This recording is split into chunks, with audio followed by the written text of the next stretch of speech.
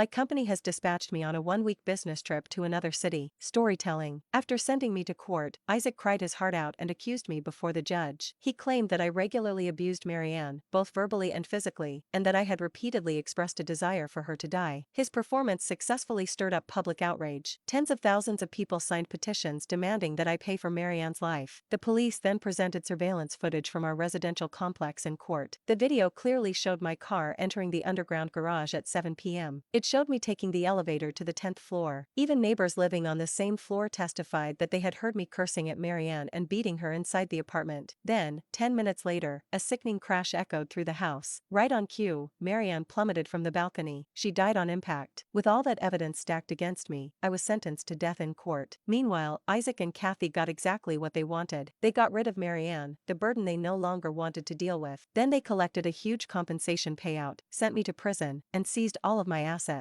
Those comments sent an ice-cold shiver down my spine. The monsters had been right beside me this whole time, and I never even saw them coming. Although I still had no idea how they had managed to fabricate such a perfect crime scene or how they had somehow made the me in the original timeline cooperate so completely. There was only one thing I could do now. I had to be patient. Every second I spent pretending to be unconscious felt unbearably long. It wasn't until the clock on the wall ticked past 7:10 p.m. that I finally let out a quiet breath of relief and slowly opened my eyes. Just then, the hospital room door was gently pushed open. Since I was awake, the doctor performed a brief examination. Fortunately, my car's safety features had held up well, and I hadn't been driving too fast. Aside from some minor external injuries, there was nothing serious. The CT scan of my head came back normal as well. A few days of rest would be enough for a full recovery. After the doctor left, two traffic officers in uniform entered the room carrying notebooks and pens. "Miss, how are you feeling now?" one of them asked. "Would you mind cooperating with a brief inquiry about how the accident unfolded?" I rubbed my still aching head and replied softly, "Thank you. I'm fine now, just a little dizzy." After a pause, I put on an expression of someone trying hard to remember. I was stopped at a red light when my phone suddenly went off. I instinctively reached for it, and somehow I accidentally hit the accelerator instead. Before I knew it, the car shot forward. The officers carefully recorded every word. One of them nodded and said, "We've already investigated the scene. At this point, it appears to have been a single vehicle accident. Fortunately, no other cars or pedestrians were involved. However, you'll likely be responsible for the cost of repairing the concrete barrier you hit. Also, the front end of your vehicle suffered significant damage. We've already arranged for it to be towed to the dealership for inspection and repairs." I nodded lightly, and a bitter smile crossed my face. "Of course, that's my responsibility. Thank you, officers. Sorry for the trouble. I had taken a financial hit and ended up with scrapes all over my body, but it was worth it." There had been traffic officers, medical staff, and so many